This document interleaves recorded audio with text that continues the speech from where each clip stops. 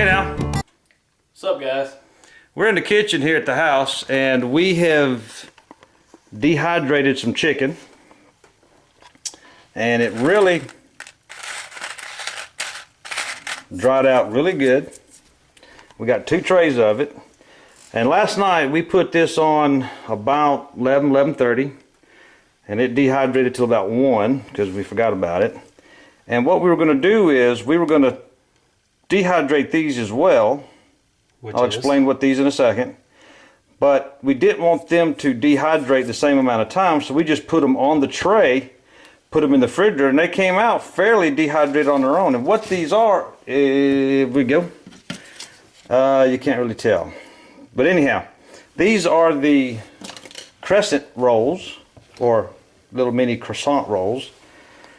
And what Mike has finished doing was cutting up some that were still in the fridge. So we're going to do 2 batches. We got 2 batches of chicken, and we got 2 batches of these. And what we're going to make is Georgia Hammock Brothers chicken and dumplings. Mm-hmm. These will be a test with being in the refrigerator. These will be a test just like they are fresh out of the package. We're going to rehydrate both batches of chicken in water for about an hour. Then we're going to go outside on the deck, crank up our stoves, and see how they work up on the as if we were on the trail. See, I've got really small, tiny pieces, and they really dehydrate quick, and they just break up to nothing, as you can see. And what Mike's doing is putting some in a bag. We're going to rehydrate. So on the trail, the thought is about an hour before we eat, we'll just take our Ziploc bag that has the chicken already in it. We'll just pour a little bit of water. In my test the other day, I just filled it up just to where the chicken was covered. And that was it. I just used regular tap water. And just let that sit for an hour, or when we're about an hour away from camp, we'll do that and stick it in our pockets or something. But I do recommend using the good Ziploc bags, because I have done some tests with regular grocery store brand zipper bags, and they don't hold nearly as well. So if you're going to be doing something like that, the water will probably leak out. So Mike is now, so you got to be careful. He's already poured 1 cup of water in there, and now he's adding a ½ cup. So we're starting out with 1.5 cups of water. We're going to have, right here, this is 1/2 of a can of chicken, because the other half is still in there rehydrating for a different type of test. And we're going to use powdered non-fat milk. So the whole point of this is we're going to have everything dry, and it'll all be in this little Ziploc bag when you start out, so you'll just dump it all in the water when you get ready. So right now we got, are you even cranked up? No, you're not. So we got water and chicken. Now this is the fresh batch of crescent rolls. I wouldn't put all of them in there, would you? Yeah. Okay.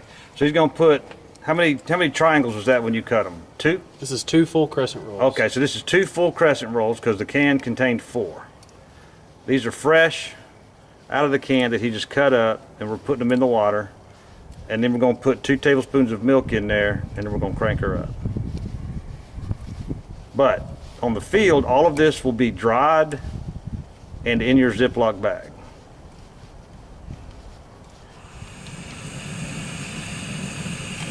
Mike just cranked it up, and we're just stirring it. We don't know how it's going to do, so we're going to stir it continuously so we don't cook it to the pot. And we got it on a good simmer, and we're just cooking. All right, Michael is calling that done. Describe to him what you see and what you feel. The consistency and the dumplings. It's just a soupy consistency. We got a little bit of, you can tell the chicken's rehydrated pretty good. You can still see the dumplings. They're a little bit more mushy, but that's kind of the point. That's what you want. We're gonna try it out. You got enough salt and pepper in there? Salt and pepper to taste.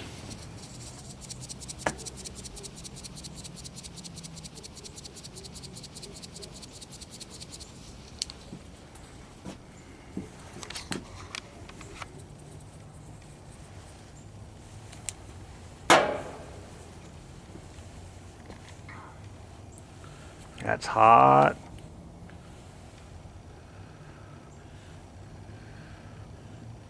Looks like we're gonna have chicken and dumplings that first night, aren't we? Or that second night.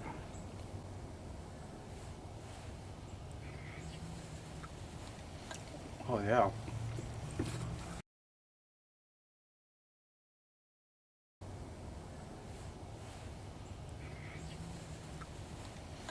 Oh yeah.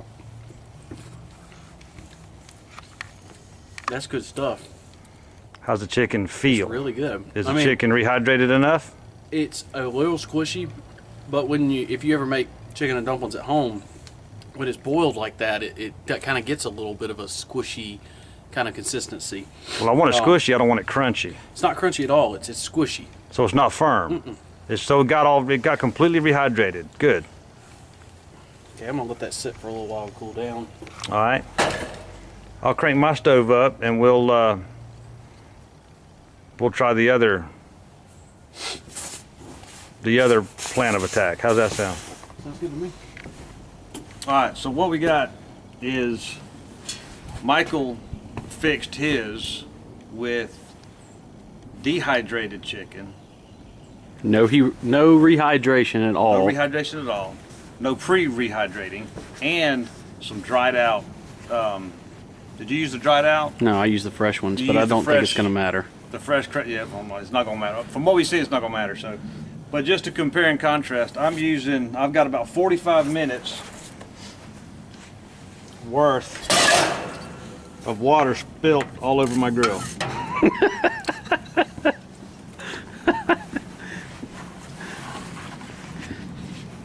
All right. Anyhow. Let me jump back here and grab my Nalgene and assist you. Yeah. I don't know how much is in there. Just put some in there. Well, let me put the chicken in here because the chicken already has some. Chicken already got some water in it. I don't know, maybe a half a cup. I'm just guessing. So I'm gonna pour all this in here. One of our disputes is whether we need to rehydrate it ahead of time or whether just put it in there. I put it in there. It wasn't. I mean, it was pretty just fine. I mean, it really wasn't crunchy or anything. And I'll tell you already, that's a bad idea because that's gonna be a mess to try to clean up. You got to pack all this stuff out, and that's just a mess. I don't recommend rehydrating. I'm already deciding that. So we got a little bit of water. That's probably a quarter of a cup.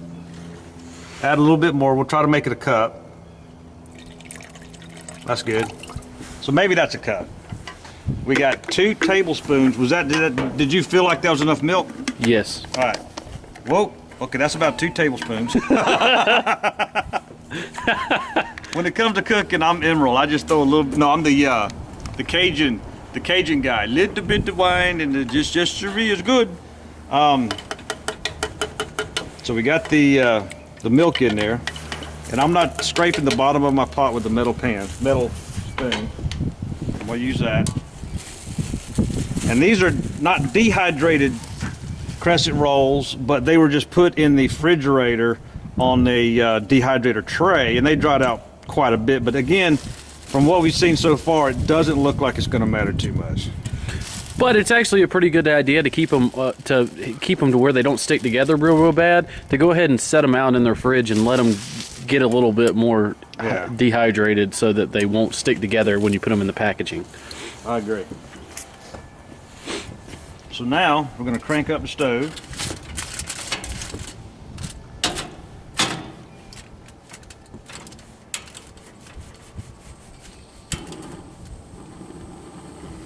Bring her to a boil and then simmer it. Am I centered up on that bad boy?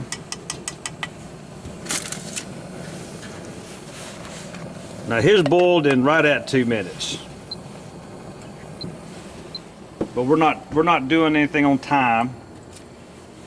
And you're not supposed to use a windscreen with these types of stoves because they'll get too hot and overheat, and supposed to be problems happening. So the only reason I have this windscreen is to, if I'm out there in the open, I can literally block the wind by keeping it far away. But if you're using like an alcohol stove, then you can do that and you can get away with it. But for these types of stove, you're not supposed to use a windscreen to trap the heat in there like that. So we're going to crank her up. wind's coming from this direction, so I'm gonna block it a little bit.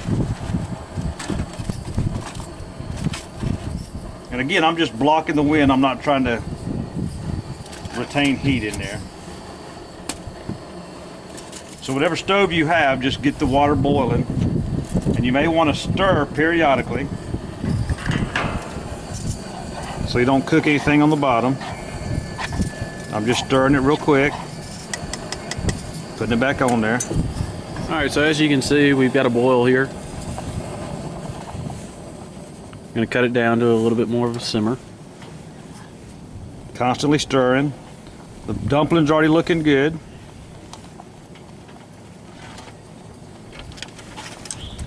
And the spoon is melted. That's why you need a leg stand spoon, not a cheap dollar store spoon. Here. Here. You got another spoon in there? Was that the one you were using? No, the other one I was using over there. All right.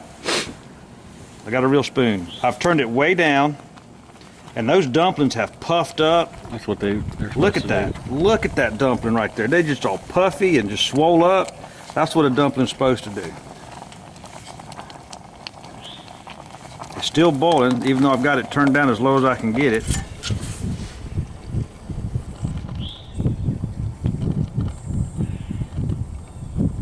All right, I'm just going to turn it off for a little bit and let it sit there. Look at that chicken. That's the way it's supposed to look. That looks good there, son. Still needs to cook some more. Oh, right there. Now, I'm not a big person on salt. I'm not a big fan of salt, so I'm just going to put a little bit of salt to taste. And there's not a whole lot coming out. But I likes the pepper. I'll take the top off of it. Oh, yeah?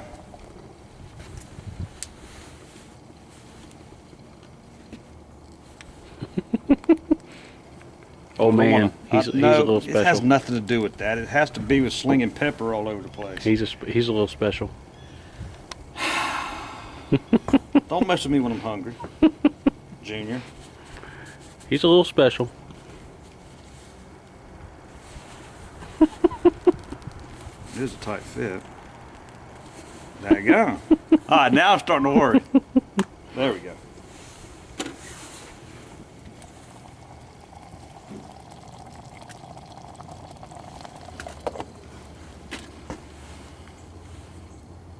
Now see, my salt and pepper shaker is a lot lighter than this because they're individual packets from McDonald's. But I don't have to guesstimate how much salt and pepper I'm going to take.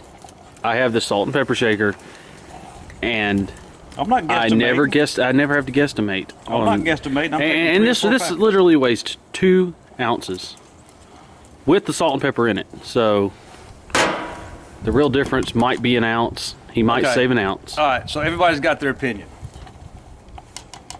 I'm going to take individual packets. I don't pack anything out. It all goes into the food, or it burns away. Wrong way. I think that's about it. What do you think? Look at that. It's about the right consistency, I would say. I think it is. You just want to boil this until you get the consistency that you like with your chicken and dumplings. Salt and pepper to taste, and that's it. Now, because I have my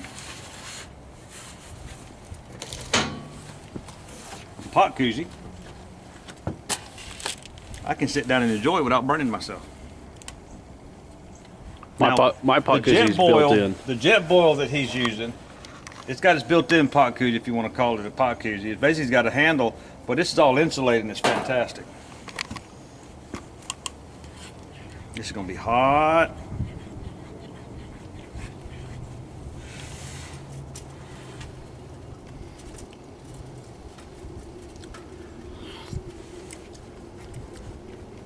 The chicken is about the same texture.